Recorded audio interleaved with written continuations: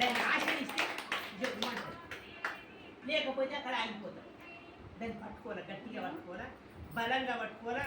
మన లోపల ఉన్న పరమాత్మ మనకు కనెక్ట్ కావాలంటే సాధన కొంచెం ఎక్కువ చేసుకోవాలి అంతే.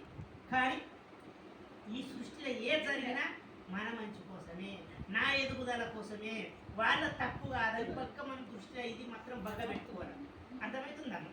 ఈ బగ్గ పెట్టుకున్నాం, మన పరుపులు పెరుగుతాయి. ఓకే, ఓపిక లేదు, నశించింది, నీ ఓపిక పని చేయలే, క్షమాపణ కోరుకో. ఆ ఆత్మకు పిలిచి క్షమాపణ కోరుకో. చెప్పింది గుర్తున్నది కదా, ఈ జన్మలో కానీ గత జన్మలో కానీ తెలిసి తెలియక ఎన్ని జన్మలలో నీకే ఇబ్బందులు పెట్టినావు. ఈరోజు బిడ్డగా వచ్చావు, భర్తగా వచ్చావు, భార్యగా వచ్చావు, స్నేహితుగా మిత్రుడిగా వచ్చావు. నా ఓపిక నశించిపోయింది, నువ్వు సపోర్ట్ చేయి, నా కొత్త జీవితం ఈ రోజు నుంచి నా కొత్త జీవితాన్ని తయారు చేయి, నన్ను క్షమించు ఆత్మ, క్షమించు ఆత్మ, క్షమించు ఆత్మ. లేదు వాళ్ళు బాగా చాలా మంది ఉన్నారు, అత్తలు కోడలు అందరికి ఇబ్బంది పెట్టరు. ఆత్మ అంటే ఒకటేస్తారు, క్షమించండి ఆత్మలారా, క్షమించండి ఆత్మలారా అంటే అన్ని ఆత్మలకు వస్తాయి. అర్థమవుతుందా? మీ క్షమాపణ లోపల ఉంటుంది. ఇది చేసినాం అనుకో 41 రోజుల్లో నీ జీవనం పావనంగా మారిపోతుంది.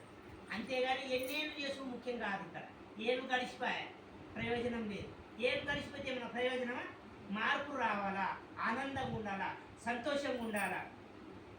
ఇప్పుడు ఒక భార్య